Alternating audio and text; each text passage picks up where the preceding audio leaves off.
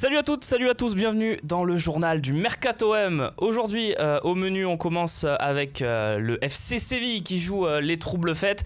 Vous le savez, depuis le début du Mercato, deux clubs gênent particulièrement l'Olympique de Marseille sur le marché des transferts. Il y a bien sûr Galatasaray qui va, dans les prochaines heures, les prochains jours, faire signer Bafé Gomis. Bafé Gomis qui donc s'éloigne de plus en plus et de plus en plus définitivement de l'Olympique de Marseille. Mais il y a aussi le FC Séville qui est très important pour l'OM dans ce mercato, puisque déjà, d'une part, c'est eux qui ont sous contrat Adil Rami, avec qui l'OM est en négociation avancée. On rappelle que l'Olympique de Marseille proposerait un contrat de 3 ans, plus une année en option, selon l'équipe, pour Adil Rami.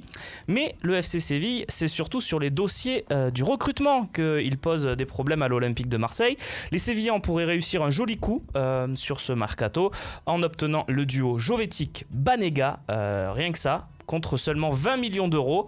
Un duo intéressant pour les Andalous. Ils sont aussi très intéressés par un retour de Carlos Bacca qui avait brillé notamment lors des victoires lors de l'Europa League pour les Sévillans. L'OM d'ailleurs proposait à Carlos Bacca un contrat de 3 ans à suivre.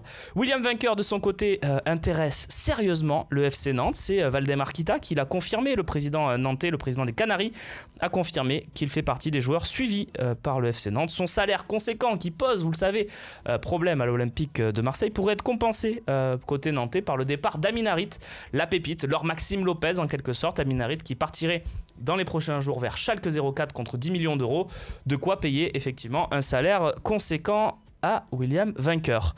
Doria, pour finir cette page OM, pourrait rejoindre Karim Rekik en Bundesliga. Le promu Hanovre souhaiterait renforcer sa défense avec le Brésilien. L'OM demande quand même 7 millions d'euros pour Doria, donc c'est pas encore fait cette histoire. On passe à la Ligue 1 avec Balotelli. Super Mario qui signe 2 ans à Nice, celui qui ne laisse personne indifférent, vous le savez, a donc prolongé l'aventure niçoise alors qu'il était arrivé à la fin de son contrat. 2 saisons donc pour Mario Balotelli à Nice. Il a même d'ailleurs fait quelques efforts sur son salaire. Jason Denayer, ce nom vous dit peut-être quelque chose. L'OM le suivait les dernières saisons. C'est un jeune un petit peu à la Karim Rekik puisqu'il appartient à Manchester City et qu'il est prêté à droite, à gauche ces dernières saisons. Il était d'ailleurs à Galatasaray comme vous le voyez la saison dernière. Eh bien, il pourrait rejoindre l'Olympique Lyonnais si on en croit les informations de la dernière heure. Il y a même un accord entre les deux clubs pour le jeune défenseur belge de 20 ans qui évoluait d'ailleurs à Sunderland la saison dernière. Sunderland qui est descendu, donc on peut se demander aussi le niveau réel de Jason Denayer, même si c'est un nom qui fait beaucoup parler. On conclut avec la page européenne et mondiale. On se demande vraiment aujourd'hui si on marche pas sur la tête, parce que quand on voit l'offre reçue par la Juventus au sujet de son arrière-gauche, Alexandro. Alors, on ne va pas vous dire qu'Alexandro n'est pas un bon joueur, ce n'est pas le cas. C'est même un des meilleurs arrière-gauche de la planète.